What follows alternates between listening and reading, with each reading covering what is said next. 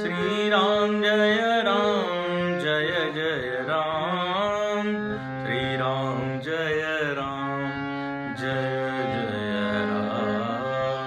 श्री राम जय राम जय जय राम। श्री राम जय राम जय जय राम। श्री राम जय राम जय जय राम। श्री राम जय राम जय जय राम। श्री राम जय राम जय जय राम। श्री राम जय राम जय जय राम। श्री राम जय राम जय जय राम। श्री राम जय राम जय जय राम। श्री राम जय राम जय जय राम। श्री राम जय राम जय जय राम। श्री राम जय राम जय जय राम। श्री राम जय राम जय जय राम। श्री राम जय राम जय जय राम। जय सिया राम जय रघुराम। सियावर रामचंद्र भगवान की जय। पवन सुत हनुमान की जय। श्री सद्गुरुनाथ महाराज की जय। बोलो भाई सब संतन की जय। उमापति महादेव की जय। दशरथ जी के यहाँ पर मिथिला से दूत पधारे हैं और उन्होंने राम जी के विवाह की सूचना दी है कि राम जी ने धनुष भंग किया है और अब उनका विवाह निश्चित हुआ है। सीता जी ने राम जी का वरण किया है, तो आप सब लोग बारात लेकर मिथिला में पधारे और वहाँ विवाह उत्सव संपन्न हुए। दशरथ जी ने ये सब सुना है और बहुत ही गदगद हो गए, हर्षित हुए हैं और फिर वहाँ पर उन्होंने आज्ञा दी है कि अब बारात की तैयारी की जाए। हाथी घोड़े रथ सब सजाए जाए, सभी लोगों को सूचना दे दी जाए और सभी लोग बारात में चलने की तैयारी करें। ये विवाह का देखिए प्रसंग है। षोडश संस्कार में एक संस्कार विवाह संस्कार भी है। राम जी पूर्णावतार है तो पूर्णावतार में सारे संस्कार वो अपने करवाते हैं। कई अवतार अंशावतार कला अवतार होते हैं, वो किसी एक विशेष प्रयोजन के लिए होते हैं, उसमें ये सारी लीलाएं नहीं होती। कपिल भगवान ज्ञानावतार है तो उपदेश ही उन्होंने दिया, बस वही उनकी लीला है। नरसिंह भगवान हिरण्यकश्यपु को मारने आए तो वही उनकी मुख्य लीला है। लेकिन राम जी का हम देखते हैं बाल लीला से लेकर अंतिम तक तरह तरह की लीला है, सभी तरह के संस्कार हैं। तो ये विवाह संस्कार अब होने जा रहा है। अब यहाँ पर कहते हैं कि सभी लोग रथ पर सवार होते हैं। पूरे अवध में मंगल गान हो रहा है। सब लोग घर घर में आनंद मना रहे हैं और कहते हैं चढ़ी चढ़ी रथ बाहेर नगर लागे जुरन बरात। होत सगुन सुंदर सबही जो जेहि कारज जात। सियावर रामचंद्र की जय। पवन सुत हनुमान की जय। उमापति महादेव की जय। बोलो भाई सब बसंतन की जय। सब लोग रथों पर चढ़कर नगर के बाहर जुटने लगे, आने लगे, और वहाँ सब दूर शगुन होने लगे। और कहते हैं वहाँ इतनी भीड़ इकट्ठी हो गई दशरथ जी के महल के द्वार के ऊपर, इतनी भीड़ है कि यदि पत्थर भी वहाँ डाला जाए तो पत्थर चूरा हो जाए, इतने लोग वहाँ इकट्ठे हुए हैं। और वहाँ पर सब लोग गावहि गीत मनोहर नाना, अति आनंद न जाई बखाना। तब सुमंत्र दुई स्यंदन साजी, जो तेर विहय निंदक बाजी। दो रथ रुचिर भूप पहि आने, नहीं सारद पहि जाहि बखाने। राज सम्याज एक रथ साजा, दूसर तेज पुंज अति भ्राजा। कहते हैं उस समय सारी सखियां वहां पर मनोहर गीत गा रही है, और इतना आनंद हो रहा है कि उसका वर्णन स्वयं साक्षात सरस्वती जी भी नहीं कर सकती। आनंद की मात्रा इतनी अधिक है। तब कहते हैं सुमंत्र जी ने 2 रथ सजाए हैं। एक रथ के ऊपर दशरथ जी विराजमान हैं, और दूसरे रथ पर वशिष्ठ महाराज। और दोनों रथों के घोड़े इतने सुंदर हैं कि सूर्य के घोड़ों को भी वो मात दे दे। हम जानते हैं सूर्य भी रथ के ऊपर आरूढ़ होता है, उसके घोड़े हैं 7 घोड़े। बोले जोते रविहय निंदक बाजी, सूर्य के घोड़ों को भी मात करने वाले ऐसे सुंदर घोड़े हैं। अब कहते हैं एक में सारा सामान रखा गया जो दशरथ जी के उपयुक्त था, और दूसरे पर वशिष्ठ जी विराजमान हुए हैं, तो सारी पूजा इत्यादि की सामग्री उनके रथ पे रखी गई है। क्योंकि देखिए वो पुरोहित है, तो वो उनको नित्य नियम संध्या इत्यादि करनी है, पूजा इत्यादि करनी है। यहाँ बड़ी सीखने की बात है। यात्रा में भी हमको अपने नियम छोड़ने नहीं चाहिए। संध्या इत्यादि तो नित्य कहा गया है, तो थोड़ा जप कर लें, थोड़ी पूजा कर लें। तो यहाँ पर वशिष्ठ जी ने वो सब अपने रथ में रखा है। और कहते हैं एक रथ पे दशरथ जी और एक पर वशिष्ठ जी ऐसे शोभित हो रहे हैं जैसे देवराज इंद्र और देवगुरु बृहस्पति, सुर गुर संग पुरंदर जैसे, ऐसे दोनों की बड़ी अद्भुत शोभा हो रही है। और कहते हैं वहां पे लोग शंखनाद करते हैं, और भयउ कोलाहल है गजगाजे, बड़ा शोर मचा हुआ है। और कहते हैं सारे देवता लोग भी ऊपर से देख रहे हैं, और वो भी ऊपर से मंगलगान करने लगे। अब ये बारात चल पड़ी है, और ये बारात जब चलती है तो उसमें अनेक घोड़े पर विराजमान लोग हैं, रथ पर विराजमान लोग हैं। बहुत ही सुंदर वो दृश्य है।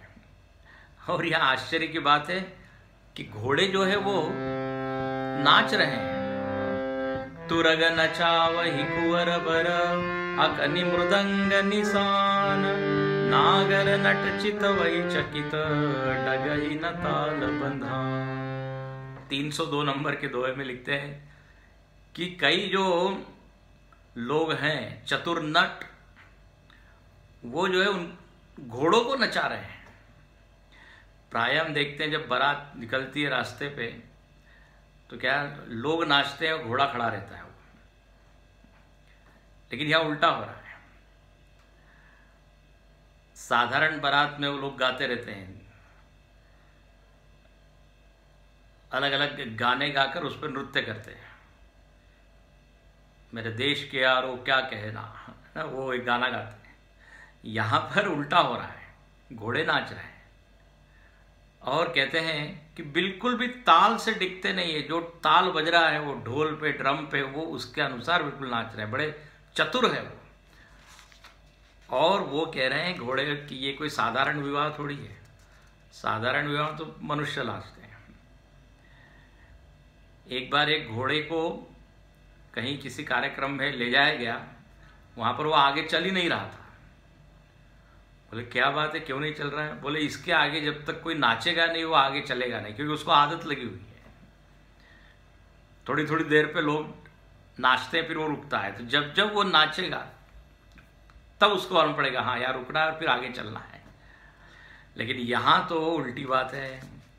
अब कहते हैं बनई न बरात बनी बराता होई सुगुन सुंदर शुभदाता। ये जो बारात है बड़ी अद्भुत है। अब ये बारात जब आगे आगे चलने लगी तो दूसरे गांव के लोग देखने लगे, पूछते हैं ये क्या है, क्या है, जुलूस क्या जा रहा है? बोले जुलूस नहीं, बारात है। बोले अच्छा बारात है तो कहां से आ रही है? बोले अवध से आ रही है। कहां जा रही है? बोले मिथिला में जा रही है। बड़े अकड़ के सब हाँ बड़े खुशी से बोल रहे हैं अवध के लोग। तो कुछ लोग पूछते हैं अच्छा दूल्हा कहाँ है? दूल्हा, अब दूल्हा तो बारात में था ही नहीं। रामचरितमानस में दो बारात का वर्णन है, एक शिव जी की बारात और एक राम जी की बारात। दोनों ही बारात बड़ी अद्भुत है। वहां दूल्हा ऐसा है कि उसको देख के सारे बाराती लोग भाग रहे हैं, अनेक लोग भाग गए शिव जी को देख के। विचित्र है वो बारात। अच्छा यहां की बारात कैसी? यहां दूल्हा है ही नहीं। बात तो है कि दूल्हे ने बारात बुलवाई है, दूल्हा पहले ही जाके बैठा है ससुराल में। तो कुछ लोग पूछते दूल्हा कहाँ है, तो ये लोग भी बड़े चतुर है, सीधा उत्तर नहीं देते। बोले पीछे लोग आ रहे हैं उनसे पूछिए, वो बताएंगे। पीछे जाते हैं तो पीछे वाले कहते हैं अरे आगे वाले जो है उनसे पूछिए, वो बताएंगे दूल्हा कहाँ है। किसी ने कहा वो जो रथ पे बैठे ना राजा दशरथ, उनसे पूछिए। दशरथ जी ने कहा देखो वो पंडित जी बैठे हैं वशिष्ठ जी, उनसे पूछिए। वशिष्ठ जी ने कहा मैं तो भाई पूजा करने वाला हूं पंडित। वो आगे जो रथ में भरत जी बैठे उनसे पूछिए। एक दूसरे की ओर भेजते हैं। मजा है, अद्भुत है। अंत में उनको समझ में आ गई ये बात और वो भी उसमें शामिल हो गए। अच्छा किन्हीं लोगों ने पूछा कि ये बारात की तिथि क्या है? बोले अभी तिथि तय नहीं है। अद्भुत है, दूल्हा भी नहीं है, तिथि भी तय नहीं है। बोले जाके मालूम पड़ेगा, जाके सब निश्चित होगा। तो बोले क्या आप इतने दिन पहले ही जा रहे हैं? बोले हाँ हाँ, अब बस आमंत्रण आया है तो जाएंगे, और वहां जाएंगे तो बढ़िया स्वागत सत्कार होगा, बढ़िया व्यंजन वगैरह खाने को मिलेंगे, क्योंकि ससुराल होगी। सारे लोग मुस्कुराते हैं। अच्छा अब कहते हैं ये बारात धीरे धीरे पहुंचती है, चलते चली जा रही है, और दो परिवारों के बीच में संबंध बनने वाला है, जुड़ने वाला है। देखो विवाह मतलब केवल दो व्यक्तियों का संबंध नहीं होता है, दो परिवार, दो कुटुंब, दो समाज, उनका मिलन होता है। और यह बहुत ही सुंदर बात लिखी है 303 के बाद लिखते हैं मंगल सगुन सुगम सबता के, सगुन ब्रह्म सुंदर सुत जाके, राम सरि सबरु दुलहिनी सीता, समधि दशरथ जनक पुनीता। कहते हैं देखो यहाँ पर सब मंगल ही मंगल होने वाला है। ये विवाह सबके लिए मंगलकारी है। क्यों? बोले यहाँ पर स्वयं सगुण ब्रह्म जो है वह दूल्हा है, और ब्रह्म तो कैसा है? आनंद रूप है। तो इस विवाह में आनंद ही आनंद है। अच्छा और दोनों समधि कैसे हैं? बोले एक दशरथ जी जैसे भक्त हैं, दूसरे जनक जी जैसे ज्ञानी हैं। ज्ञानी और भक्त का मिलन है, और ये दोनों समधि है। समधि शब्द का अर्थ बड़ा अच्छा है। समधि मतलब जिनकी बुद्धि बराबर है, समान है। संबंध वही बढ़िया अच्छा होता है जहां मन मिलता है, बुद्धि मिलती है, रुचि मिलती है। ये विषमधि नहीं है, समधि है। देखिए यहाँ पर गोस्वामी जी ये नहीं कहते कि दोनों के पास क्या है, राजपद है, दोनों राजा है, दोनों के पास वैभव है, महल है, समृद्धि है, इस मामले में दोनों बराबर के हैं, ऐसा नहीं लिखा। समधि, दोनों का मन बराबर है। अब कहते हैं ऐसे ये समधि है और ऐसा ये दूल्हा है, तो बस मंगलमय कल्याणमय अभिमत फलदाता, ये तो मंगलमय होने वाला है, कल्याण करने वाला ये विवाह होगा। अब कहते हैं ये बिल्कुल मिथिला के पास पहुंच गए हैं और मिथिला के लोगों को सूचना मिली है, तो जनकपुर के सारे लोग, जैसे इधर से भीड़ आई है, इतने लोग आए हैं, उधर से भी अनेक लोग मिलने आए हैं। और यह कितना सुंदर वर्णन है 305 में, हर्षि परस्पर मिलन हित कछुक चले बग मेल, जनु आनंद समुद्र दुई मिलत बिहाई सुबेल। कहते हैं जब दोनों समाज मिले, मिथिला के लोग और अवध के लोग, तो ऐसा लग रहा है मानो कि दो समुद्र मिले हो, मर्यादा छोड़ के दो समुद्र मिल रहे हो। और यह समुद्र ध्यान रखना है, कौन सा समुद्र है? जन समुद्र है। जैसे पानी का समुद्र होता है वो जल समुद्र होता है, ये जन समुद्र है। और इसमें लहरें कौन सी उठ रही है? तो बोले आनंद की लहरें उठ रही है। हर्ष परस्पर, सब एक दूसरे से मिलते हैं, आइए आइए आइए, कोई गले मिल रहा है, कोई प्रणाम कर रहा है, कोई हाथ पकड़ रहा है, सब लोग जो है इस तरह दोनों नगर के लोग आपस में मिलते हैं। और सीता जी को एक खबर मिली है कि बारात जो है वो बिल्कुल निकट आ गई है, अब मिथिला में प्रवेश करने वाली है। सीता जी ने कहा अब हमको भी कुछ करना चाहिए।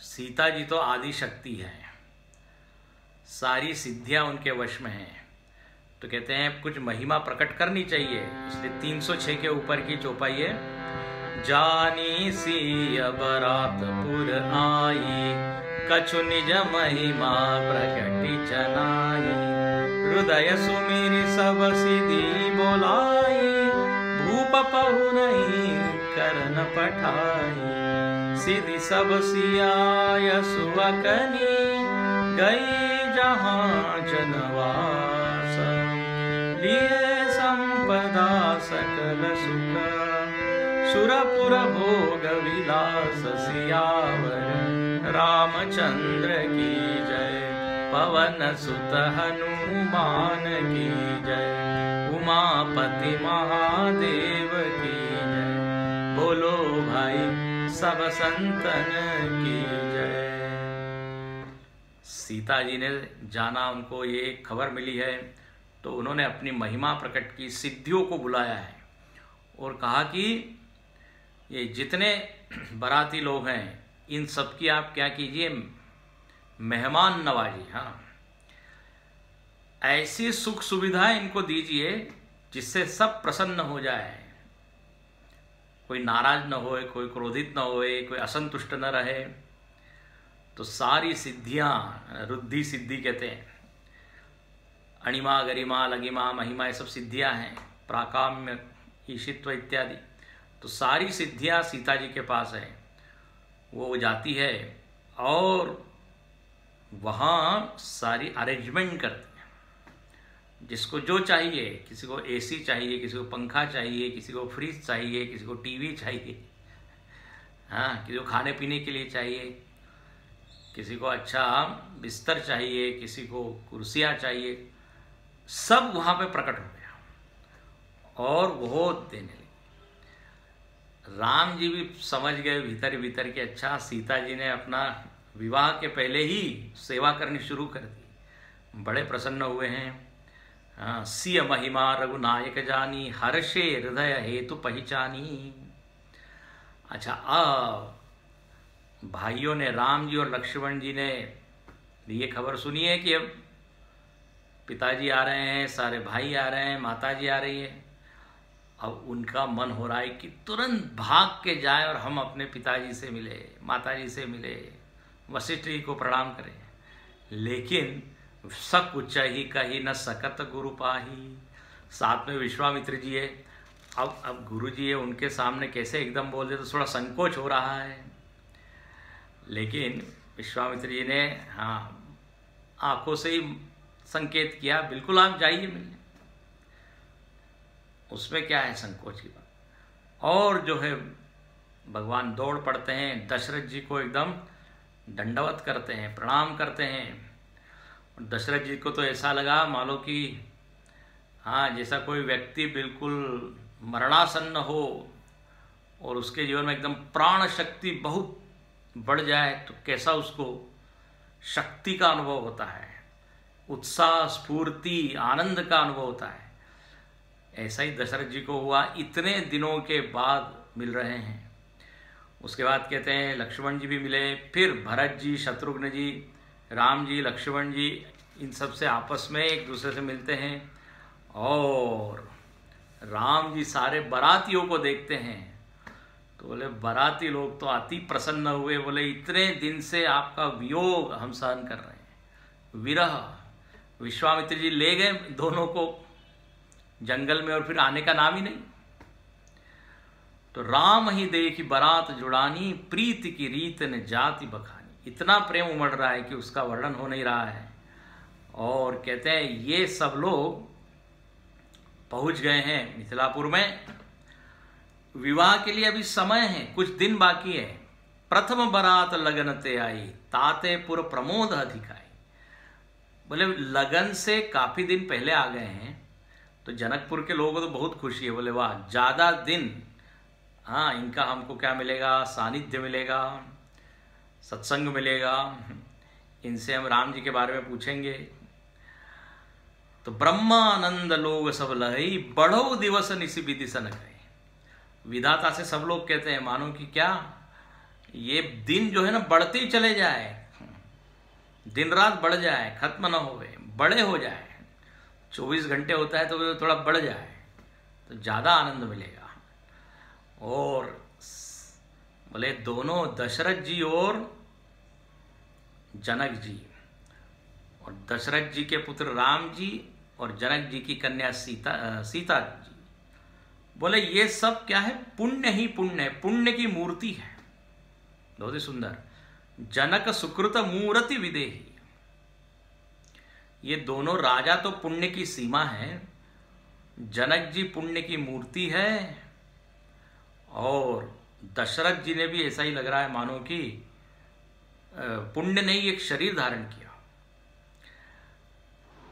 देखिए ऐसा है, अपने जीवन में यदि व्यक्ति को सुख चाहिए तो पुण्य ही उसका एक क्या है, साधन है।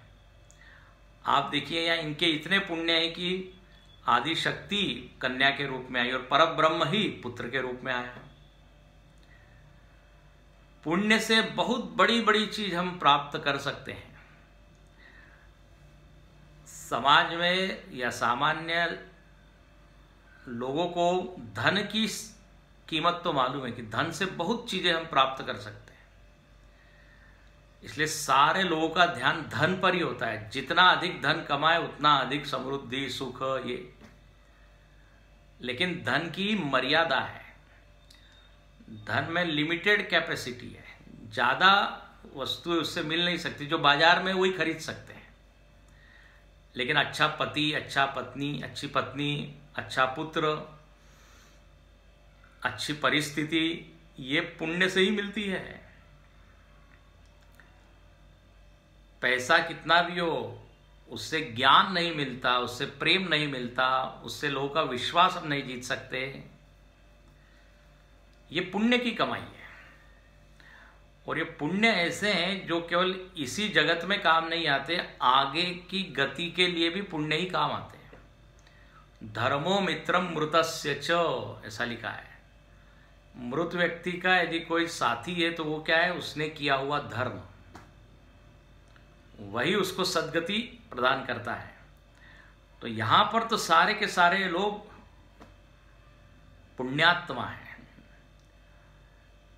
तो पुण्य की जो पूंजी है वो बढ़ाने का प्रयत्न हम करें।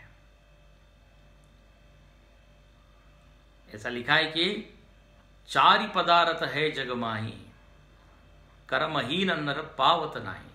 जो कर्महीन है, जो आलसी है, जो कुछ धर्म इत्यादि नहीं करता, उसको कुछ नहीं मिलता। लेकिन जो कर्म को सही ढंग से करेगा, कर्म को सही ढंग से करने का नाम ही पुण्य है या धर्म है, तो लोग उसको 4 पदार्थ मिल जाते हैं, धर्म अर्थ काम मोक्ष। तो इन सम को न भयउ जग माही, है नहीं कतौ होने उनाई। गोस्वामी कहते हैं कि इनके जैसा तो कोई हुआ नहीं और शायद ही कोई हो। इतने पुण्य करे कि साक्षात परमात्मा पुत्र बनने को तैयार हो जाए। अब कहते हैं वहां पर सारे लोग राम जी का, सीता जी का दर्शन कर रहे हैं। सारी सखियां सीता जी के साथ में हैं और कहते हैं राम जी का भी वो दर्शन कर रहे हैं। बार ही बार सने बस जनक बुलाओ बसी, बार बार सीता जी को बुलाएंगे जनक जी, ऐसा आपस में लोग बोल रहे हैं। हाँ, लेकिन सीता जी को संकोच है, एकदम वो आती नहीं है। इसके बाद कहते हैं कि वहाँ पर कुछ दिन वो रहे हैं। अच्छा, सब लोगों ने देखा, अयोध्या के लोग और मिथिला के लोग दोनों ने चारों भाइयों को देखा है।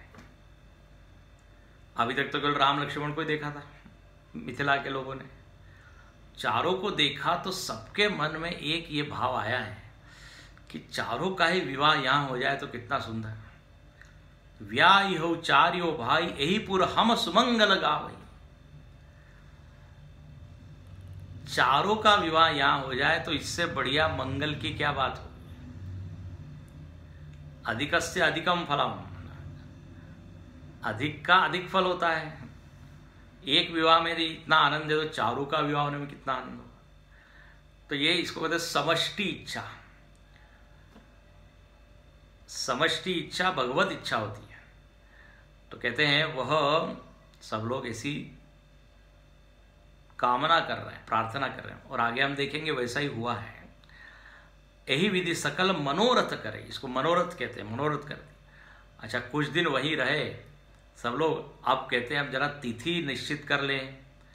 हाँ, कौन सा मंगल दिन है, कौन सा शुभ नक्षत्र है, शुभ तिथि है, शुभवार है।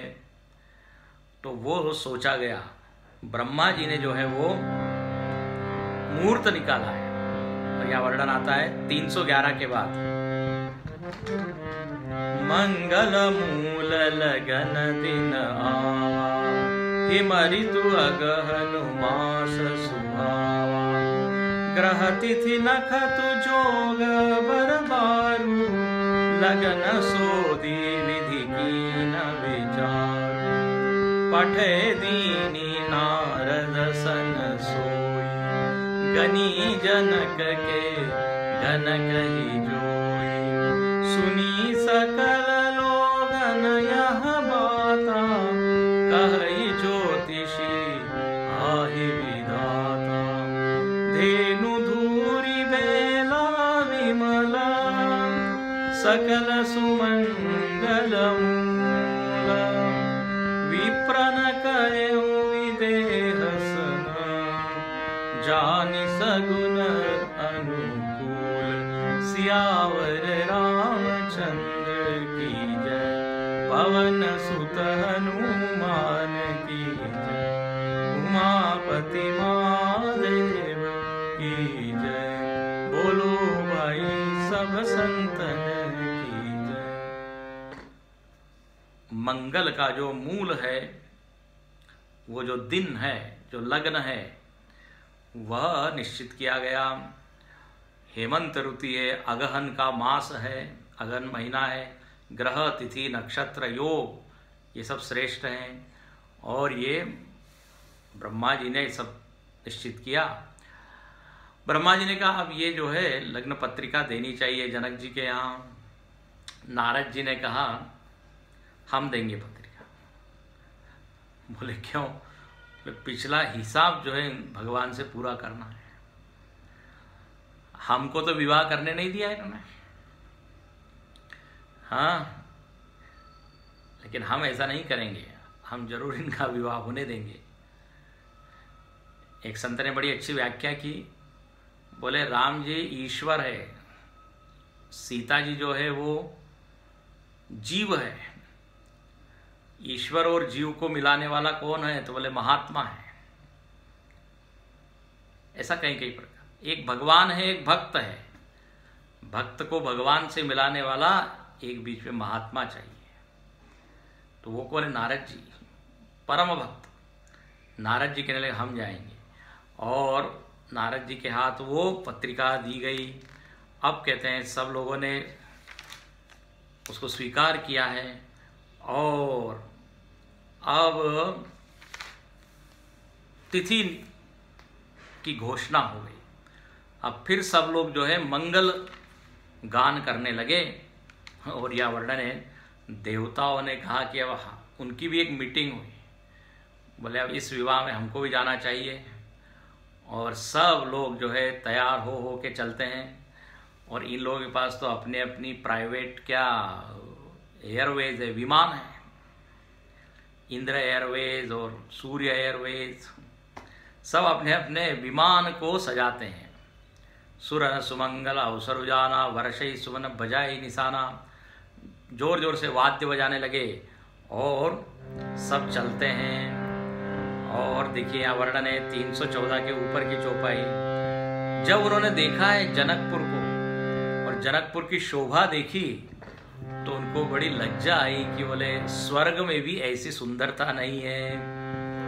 तिनहि देखि सब सुर नर नारी, भय नखत जनु विधि उजियारी। विधि भयउ आचरजु विशेषी, निज करनी कतहु नहीं देख। शिव समुझाए देव सब, जनि आचरजु भुलाऊं। हृदय विचारहु धीर धरी, सिय रघुवीर विवाह। वहाँ सब नगर नारी, जो सुर देवता और सुर नारी देवियां जब देखती है तो उनकी चमक फीकी हो गई। यहाँ लिखते हैं जनकपुर की चमक देख के, और ब्रह्मा जी तो एकदम परेशान ही हो गए हैं। ब्रह्मा जी क्यों परेशान हुए? बोले यार हमारा बनाया हुआ तो कुछ एक भी चीज नहीं दिख रही है।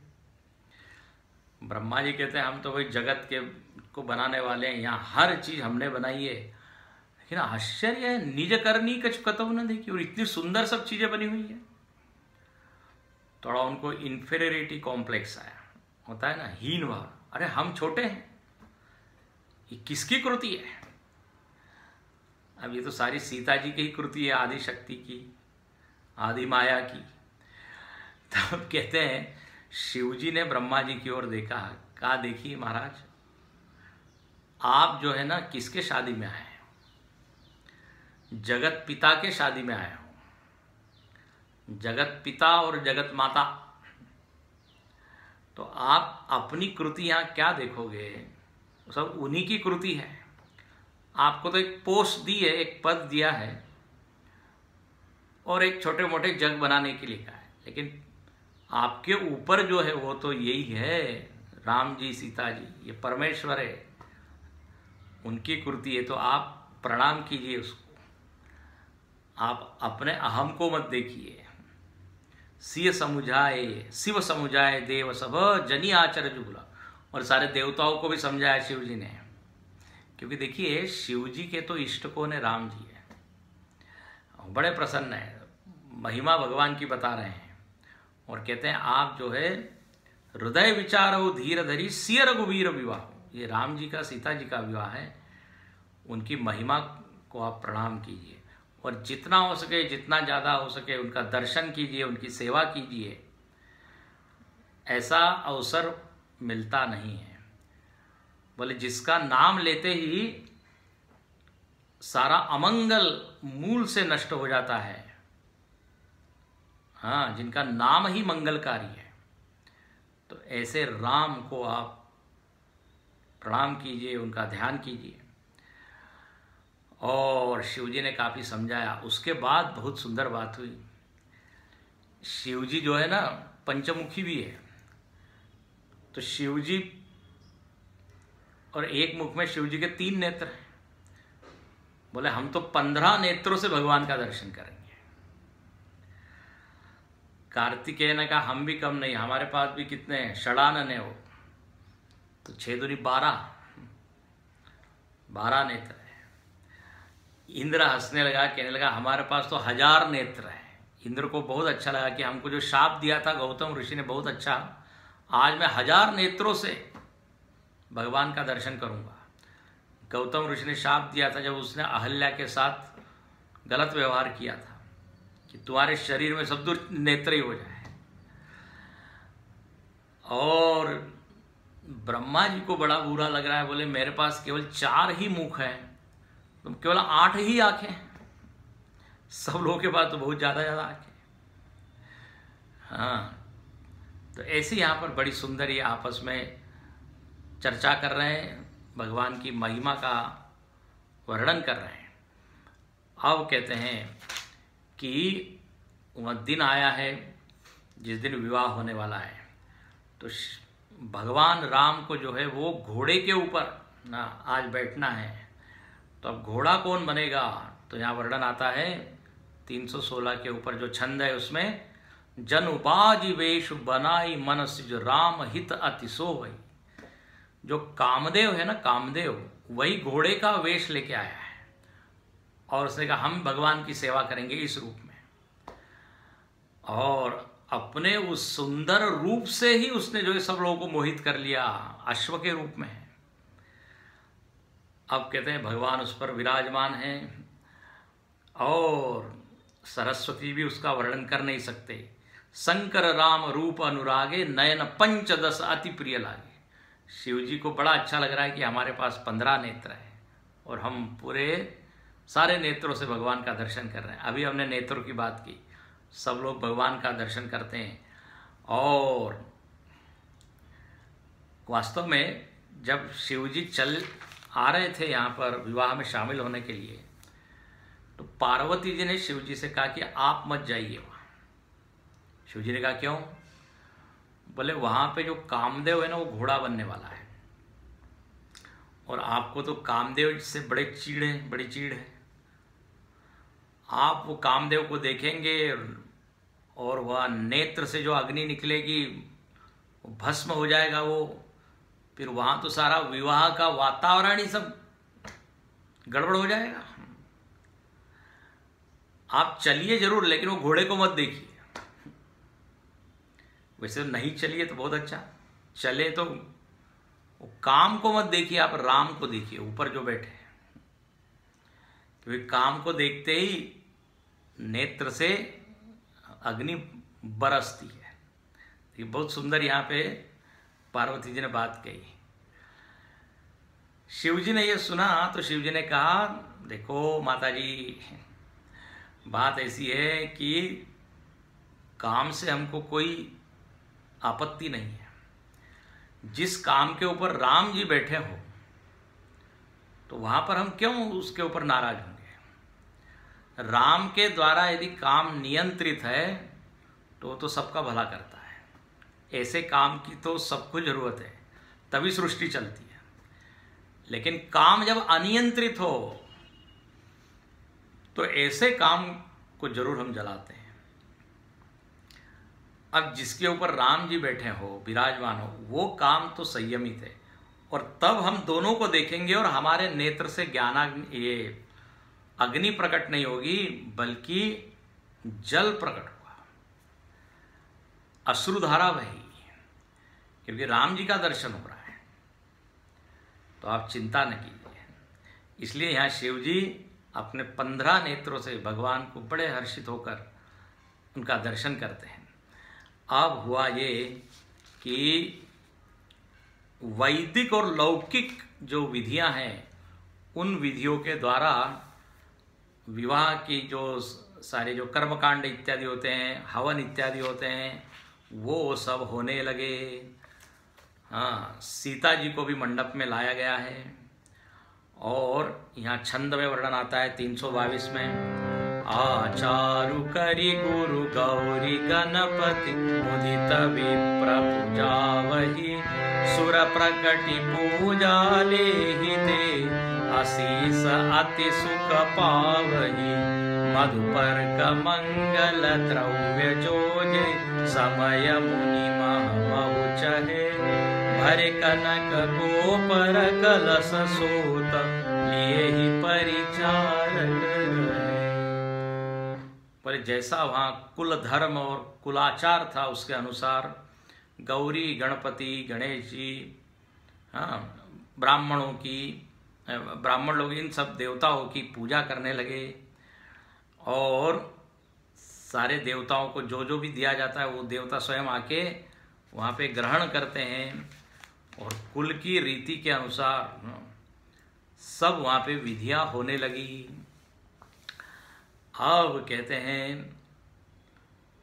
जनक जी लागे पखारन पाय पंकज प्रेम तन पुलकावली। जनक जी जो है श्री रामचंद्र जी के चरणों को पखारने लगे, उनके चरणों का प्रक्षालन करने लगे, क्योंकि ये भी एक विधि है। और जब वो प्रक्षालन करते हैं तो शरीर में पुलकावली छा गई, आनंदाश्रु बहने लगे। बोले मेरा कितना बड़ा भाग्य, जिन चरणों से गंगा जी निकली, जिन चरणों को साक्षात शिव जी सतत हृदय में जिनका ध्यान करते हैं, आज ऐसे चरणों को मैं स्पर्श कर रहा हूँ, उनका प्रक्षालन कर रहा हूँ। ये कितनी बड़ी कृपा है। और जे परस पुनि वनिता लही गति रही जो पात कमई। बोले जो अहल्या, जो कि शाप के कारण शिला हो गई थी, पत्थर हो गई थी, इन्हीं चरण धूलि से वो जो है तर गई, उनकी मुक्ति हुई। तो ऐसा मेरा भाग्य है, मेरे पर विधाता की बड़ी कृपा है। और कहते हैं प्रेम से सारी वहाँ पर वो विधि करने लगे, पाद प्रक्षालन किया, पूजा इत्यादि की। और बर कुंवरी करतल जोरी, साखो चारु दो कुल गुरु करे। दोनों कुल के गुरु हैं और वो दोनों लोग शाखाओं की उच्चार करने लगे। दोनों कुल के जो शाखाएं होती है ना, शाखा, सूत, गोत्र, प्रवर, ये सब होता है। अब लोग तो सब भूल ही गए हैं, तो उसका उच्चारण करना पड़ता है, कौन से गोत्र में है, कौन सी शाखा है, माध्यन्दिनी शाखा है, काण्व शाखा है, कौन सा वेद है, हाँ, कौन सा गोत्र है, मतलब मूल पुरुष कौन है आपके कुल के। तो उन सब का यहाँ उच्चारण होने लगा। और जो सबसे मुख्य महत्वपूर्ण विधि होती है पाणी ग्रहण की विधि, वो वहाँ होने लगी। भयो पानी गहनु बिलो की विधि, सुर मनुज मुनि आनंद भरे, सुख मूल दूलहु देखि दंपति, पुलक तन हुल स्योहियो, करि लोक वेद विधानु कन्या, दान नृपभूषण कियो, करि लोक वेद विधान कन्या, दानु नृपभूषण कियो। बोले वहाँ पे पाणी ग्रहण की जो विधि है वो संपन्न हुई। पाणी मतलब हाथ में दिया जाता है। जो दुल्हन है और दूल्हा है उनके हाथ, हाँ, वो एक दूसरे को दिए जाते हैं, तो उसको पाणी ग्रहण, हाथ में हाथ दिया गया। और यहाँ पे बड़ा सुंदर वर्णन है कि जैसे ये कन्यादान किया गया, जनक जी ने सीता जी का दान सीता जी को समर्पित किया, राम जी कन्यादान उपभूषण कियो। और यहाँ कितना सुंदर वर्णन है। बोले ये ऐसा ही उन्होंने कन्यादान किया है, जैसे हिमवंत जिमि गिरिजा महेश ही। जैसे हिमवान ने पार्वती जी को अर्पित किया, किसको, शिव जी को। और ये कन्यादान का बहुत पुण्य होता है। कन्यादान बड़े भाग्य से ये जो विधि है उसको करने को मिलती। तो कहते हैं हिमवान ने जैसी गिरिजा को दिया, और जैसे समुद्र ने है ना। सागर की पुत्री कौन है? लक्ष्मी जी। हरि ही श्री सागर दई, समुद्र ने जैसे लक्ष्मी जी को विष्णु भगवान को समर्पित किया, तिमि जनक राम ही सीय समर्पित, बोले उसी तरह जनक जी ने सीता जी को समर्पित किया राम जी के लिए। और बोले अब ऐसे इस प्रसंग का, ऐसे इस वातावरण का क्या वर्णन करें। सब दूर मंगल गान होने लगे, मंगल वाद्य बजने लगे, वेद मंत्र इत्यादि का उच्चारण हो रहा है। उसके बाद कहते हैं हवन हुआ है, और हवन में आप जानते हैं वहाँ फेरे होने लगे, उसको कहते भावरे। हाँ, भावरी हो न लागी भावरी, सप्तपदी उसको कहते हैं। और वहाँ पे अलग अलग तरह की ध्वनि होने लगी, जय जयकार होनी, जय ध्वनि, सियावर रामचंद्र की जय, हाँ, जनक कुमारी सीता जी की जय। इस तरह वहाँ पे जय जयकार होने लगी। वंदी ध्वनि, वंदी लोग जो है गुणगान करने लगे, वेद मंत्र होने लगे, सहस्र शीर्षा पुरुषा शन्नो मित्रशं वरुण भद्रं कर्णे शृणुयाम देवा। और जो सारी देवियां थी वो मंगल गान गाने लगी। इस तरह वहाँ पे अच्छा कल्प वृक्ष से देवता लोग पुष्प वृष्टि कर रहे हैं, और वहाँ का वातावरण सीय राममय हो गया, आनंदमय हो गया। और इस तरह वहाँ पर भगवान का विवाह संपन्न हुआ है। अब आज हम यही रुकते हैं। अगली कक्षा में हम देखेंगे कि भगवान के और भगवान के साथ जो तीनों भाई आए हैं। अभी हमने कहा समष्टि इच्छा थी सब लोग कि चारों का विवाह होना चाहिए, तो उस प्रसंग को हम आगे देखेंगे। आज हम इस राम विवाह का ही आनंद लें। जय बोलो सीता राम की आनंद में, आनंद में। जय बोलो सीता राम की आनंद में, आनंद में, आनंद में, आनंद में, आनंद में, आनंद में। जय बोलो सीता राम की आनंद में, आनंद में, आनंद में, आनंद में, आनंद में, आनंद में, आनंद में, आनंद में, आनंद में, आनंद में, आनंद में, आनंद में, आनंद में, आनंद में। जय बोलो सीता राम की आनंद में, आनंद में। जय बोलो सीता राम की आनंद में, आनंद में। बोलिए आनंद कंद भगवान की जय। आज के आनंद की जय।